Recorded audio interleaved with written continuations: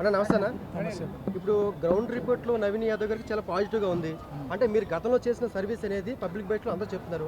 కానీ సోషల్ మీడియాలో ప్రధానంగా మీ మీద కొన్ని ఇది సోషల్ మీడియాలో పనిచేస్తుంది. దానిపై మీ అభిప్రాయం? చూడండి అమ్మా, మేము మా కుటుంబం గత 40 సంవత్సరాలుగా ప్రజలతో ఒక రిలేషన్షిప్ మెయింటైన్ చేస్తూ వాళ్ళ కష్టసుఖాల్లో వాళ్ళకు అండగా నిలబడి ఉంటున్నటువంటి కుటుంబం మాది. మా ఫాదర్ 78 నుండి ఎన్నో సేవా కార్యక్రమాలు, ఏ అధికారము పవర్ లేకుండా ఒక సామాన్య వ్యక్తిగా ఆయన భగవంతుడు ఇచ్చిన ఆశీస్సులతో, ప్రజల ఆశీస్సులతో మీరు ఎవరైనా కనుక్కోండి, 40 ఏళ్ళుగా మా కుటుంబం ఇక్కడ ఉంది. ఇన్నేళ్ళు ఏ కుటుంబాలు రాజకీయంగా ఉన్నాయో ఆలోచన చేయాలి మీరు.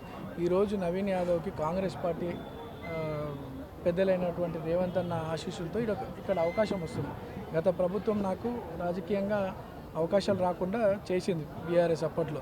సరే, ఈరోజు భగవంతుని దయ వల్ల మాకు ఈ అవకాశం, రేవంత్ అన్న మాకు అవకాశం కల్పించడంలో ఎక్కడ బీఆర్ఎస్ కానీ మిగతా పార్టీలు ఓడిపోతాయని చెప్పి ఒక భయంతో అనవసరంగా మీరు అన్నట్టు చెడు ప్రచారాలు చేస్తూ ఉన్నారు ఆన్లైన్లో. అక్కడ వాటి గురించి మేము ఆలోచించడం, ఈ అవమానాలు ఇవన్నీ గత 40 ఏళ్ళుగా మేము చూస్తున్నాము, భరిస్తున్నాము.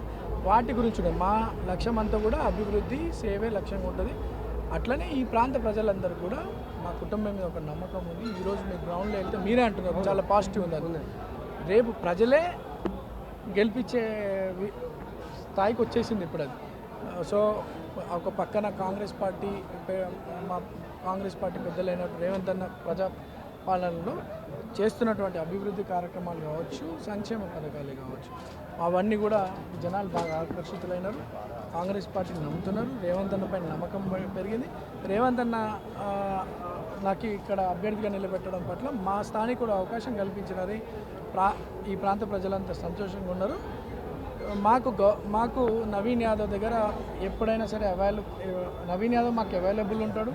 నవీన్ యాదవ్ దగ్గర మేము అప్రోచ్ కావచ్చు, మాకు గౌరవం ఇస్తాడు, మా సమస్యను అర్థం చేసుకుంటాడు, మా కోసం నిలబడతాడని వాళ్ళకి పూర్తి నమ్మకం ఉంది. కాబట్టి పాజిటివ్గా ఉన్నారు. మమ్మల్ని వాళ్ళే గెలిపిస్తారు ఈరోజు. ఇప్పుడు మీరు మిమ్మల్ని అభిమానించే వాళ్ళు కావచ్చు, లేకపోతే మీ ద్వారా సర్వీస్ తీసుకునే వాళ్ళు కావచ్చు, నవీన్ అన్న ఇంకా మా గ్రౌండ్ లెవెల్లో రావట్లేదు, ఎప్పుడు వస్తాడు అనే రూట్ మ్యాప్ కోసం కూడా కొంతమంది ఎదురు చూస్తారు. ఎందుకంటే బయట మేము చూసింది వేరు. ఇప్పుడు నేను కార్మిక్ నగర్, రెహమత్ నగర్, యూసఫ్ కూడా చాలా బయట తీసుకున్నాను. ఆర్డర్ రోజు నా ఛానల్లో వస్తుంది. సో అందరూ కూడా గ్రౌండ్ లెవెల్లో చాలా, అంటే మీతో ఎమోషనల్ బాండింగ్ అనేది ఉంది. కార్మిక్ నగర్ కొండ మీద వెళ్ళినప్పుడు కూడా చాలామంది చెప్పారు. ఇదంతా కూడా పాజిటివ్ ఉంది. మీరు రూట్ మ్యాప్ అనేది ఇప్పుడిప్పుడే స్టార్ట్ అయింది. ఆల్రెడీ సోమాజిగూడ డివిజన్ క్లోజ్ చేసుకొని కొద్ది పార్ట్ ఆఫ్ ఎర్రగడ్డ ఇవన్నీ కూడా క్లోజ్ చేస్తున్నాము. తప్పకుండా ఈ ప్రాంతంలో డోర్ టు డోర్ నేను తిరుగుతా. ఈరోజు కొత్తగా నవీన్ యాదవ్ ఈరోజు ఈ స్థానికంగా అవకాశం ప్రజలు వచ్చేసింది. They are eagerly waiting. And 100% నేను డోర్ టు డోర్ వెళ్ళి ప్రజలందరినీ కూడా కలిసి కాంగ్రెస్ పార్టీకి మాకు ఒక అవకాశం కల్పించమని నేను వెళ్తాను. అన్ని ఏరియాలకు ఒకసారి పోలేను. మిమ్మల్ని ఇట్లా మీటింగ్స్ జరుగుతూ ఉన్నాయి, గెట్ టుగెదర్ జరుగుతున్నాయి. అంటే డోర్ టు డోర్ క్యాంపెయిన్ కూడా స్టార్ట్ అవుతుంది. మిమ్మల్ని అభిమానించి సానుభూతి వర్కౌట్ అయ్యే అవకాశం ఉంది. కాకపోతే మీరు ఇంకా గ్రౌండ్ లెవెల్లో వర్క్ చేస్తే ఇంకా అంటే ఒకటి సోదర, ఇది ఎలక్షన్ 5 సంవత్సరాల కోసం వచ్చే ఎలక్షన్ దేనికి వస్తుంది? మన భవిష్యత్తు కానీ, రాష్ట్రం కానీ, నియోజకవర్గం కానీ, మన ప్రాంతం యొక్క అభివృద్ధి కోసం మనం ఒక మంచి నాయకుని ఎన్నుకోవాలని ఎలక్షన్స్ 5 ఏళ్ళకు ఒకసారి వస్తాయి. ఇది మన అందరి జీవితాలకు ముడిపడినటువంటి విషయం.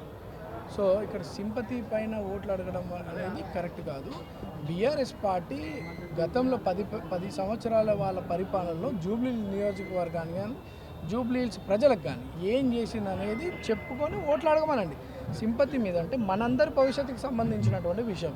మన ప్రాంతం అభివృద్ధి చెందాలన్నా, ఈరోజు అధికారంలో ఉన్నటువంటి కాంగ్రెస్ పార్టీ 2 నెలలుగా 150 కోట్ల రూపాయల అభివృద్ధి కార్యక్రమాలు చేపట్టింది. అనేక సంక్షేమ పథకాలు, సన్న బియ్యం కావచ్చు, వైట్ రేషన్ కార్డు దాదాపు 15,000 కుటుంబాలకు అందించింది.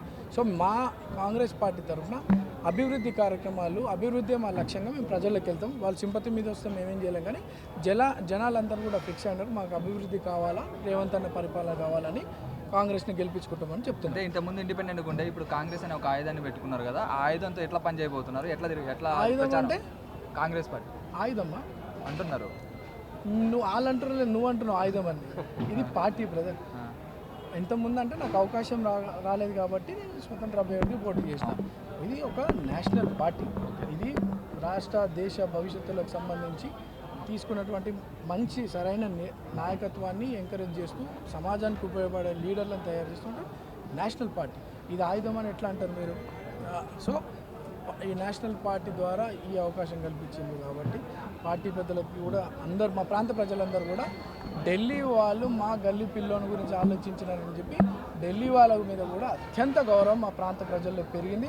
ఢిల్లీ వాళ్ళే మా గల్లీ పిల్లోని గురించి ఆలోచించినప్పుడు మా గల్లీ వాళ్ళు మా ఓన్ని ఎన్నుకోకపోతే ఇక మా పొరపాటు అవుతుందని చెప్పి ప్రజలు చాలా ఆలోచిస్తున్నారు అట్లా కూడా. సో ఈరోజు వాళ్ళే గెలిపించే సమయం ఇది. 100% మీరు హైయెస్ట్ మెజార్టీతో కాంగ్రెస్ గెలవబోతుంది ఈ నియోజకవర్గంలో. తప్పకుండా తొందరలో చూస్తారు. ప్రధానంగా రైట్ బ్రదర్.